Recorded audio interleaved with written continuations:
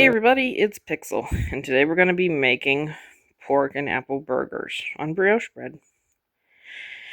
And for that, we're going to be needing lemon juice, about 2 or 3 tablespoons of oil, 4 tablespoons of mayonnaise, an onion sliced in rings, slices of Gouda cheese, a whole pound of ground pork, one of the larger bulbs of garlic, 1 apple, preferably honeycrisp, salt and pepper to taste, brioche buns, and that seems like everything.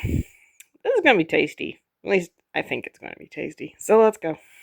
Okay, our first step is going to be to roast our garlic, and for that I've taken off all the heavy outer leaves and cut off the very tops of our garlic pieces. It's also received a drizzle of olive oil, and this is going to go into our oven at 400 for about 35 minutes. Next, I've taken my apple and used the fine side of the grater to pretty much pulverize it into a small, nice puree. Now you're going to note this is very juicy, so we're going to be taking some cheesecloth or a strainer, your choice, and pressing out all the juice in it until it's mostly dry. While our garlic is roasting, we're going to want to caramelize our onions. And we're going to take about a tablespoon of butter, which I think I forgot to mention, and our sliced up onions and get them cooking. Nice low heat. Once our onions are nice and browned and caramelized, we'll take them off of our heat and set them aside for later. Next, we'll take our pound of pork, add in our pureed up apples, give it a good shaking of our pepper and our salt. I'll be mixing this together thoroughly. Well, our garlic cooked for probably a good 40 minutes tops because it took a little extra because it's the bigger bulbs. But now it's all golden brown and very soft and smushable. Time to go make our spread for our burgers with it. As you can see, our garlic cloves are smushable and soft and rich flavored, and I am going to be adding in our 4 tablespoons of mayonnaise to that. I'll be right back when I get it well mixed. Once that garlic is all mushed in, it's making a wonderful looking sauce, but we're going to add in our tablespoon of lemon. Right, once our sauce is chilling, we can make up our burgers out of our pork mixture and start them cooking in our pan until the end time temperature is 160. And when our burgers are nearing done, you're going to want to put some of your Gouda on it.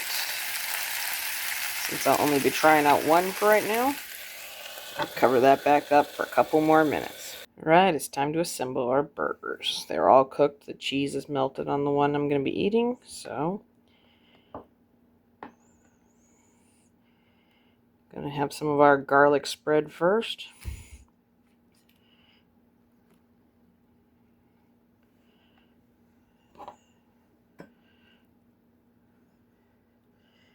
A good portion of our onions.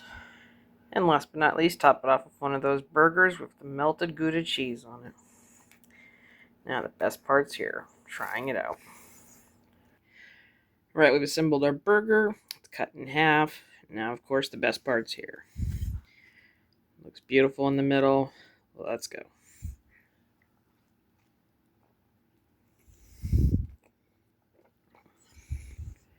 Well, I'm pleased with how the flavors of this came out. It's not too garlicky, which was one concern I had of mine. The pork has a great flavor, although I'm not getting a lot of apple in it. I kind of thought that would happen, though. And the onions give it a nice little savory factor. And it's cooked beautifully. It's definitely not your normal hamburger. The pork is a much more subtle flavor. Either way, if you have any thoughts, like what you saw, you want to try it out and do, let me know. Leave me comments. Leave me a like. And I will see you in the next video.